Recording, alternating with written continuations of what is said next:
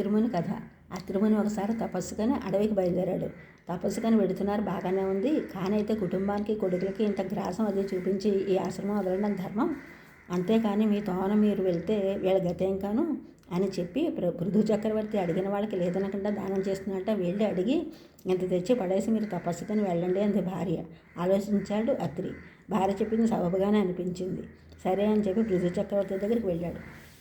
అశ్వమేధ యాగం చేస్తున్నాడు పృథు చక్రవర్తి. బ్రాహ్మణుడు అన్నవాడికల్లా చేతికి ఎముక లేకుండా దానం చేస్తున్నాడు. వెళ్ళి ఆశీర్వదించాడు.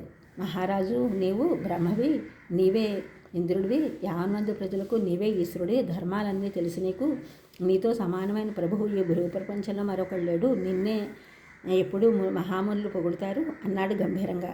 అత్రి అలా అంటున్నప్పుడు అక్కడే ఉన్న గౌతముడు, ఏదో 4 డబ్బుల కోసం ఆశపడి వచ్చావు, అంత మాత్రానికి మానవమాత్రుడైన రాజును బ్రహ్మవి, ఇంద్రుడివి, ఈశ్వరుడి అని పొగడుతున్నావు, ఆ మాత్రం జంకన్నా లేకుండా ఉంది నీకు అన్నాడు.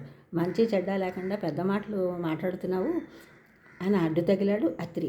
లోకానికి ప్రభువు రాజు, ధర్మాలంటికి అతడే ఆటపట్టు, అలాంటి రాజుని పొగడంలో తప్పేముంది అన్నాడు.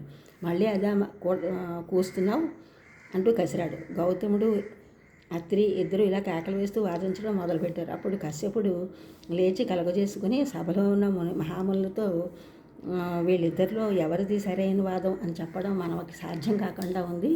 దాని సర్వధర్మాలు తెలిసిన మహానుభావులు సనత్కుమారులు ఆయన దగ్గరికి వెళ్ళి అడుగుదాం అన్నారు. సరే అన్నారు మిగతా ముళ్ళు. అత్రి గౌతముడు కూడా అంగీకరించారు. అందులో కలిసి సనత్కుమారుల దగ్గరికి వెళ్ళి అంతా వివరించి చెప్పారు. అత్రి చెప్పింది నిజమని అన్నారు సనత్కుమారుడు.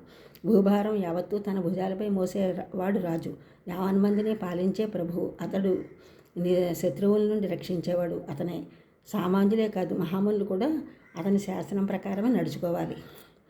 అంచేత రాజే బ్రహ్మ, రాజే ఇంద్రుడు, రాజే ఈశ్వరుడు, జనులందరికీ రాజే పూజ్యుడు.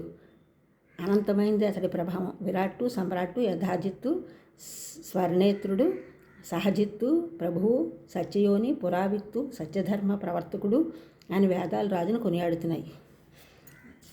అందు గురించి క్షాత్రం, బ్రాహ్మం రెండింటినీ విడదీయలేము.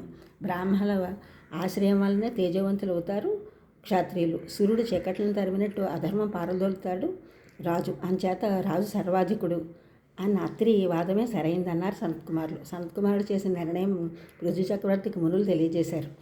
అతనిని ఘనంగా సన్మానించారు. అడిగినంత ధనం ఇచ్చి పంపారు. అంతా తెచ్చి ఇంట్లో పెట్టి కొడుకులకు పంచి తపస్సుకు వెళ్ళిపోయారు అత్రి మహాముని. ఈ ఛానల్ చూసినందుకు కూడా సబ్స్క్రైబ్ చేయండి, షేర్ చేయండి, లైక్ చేయండి, కామెంట్ చేయండి.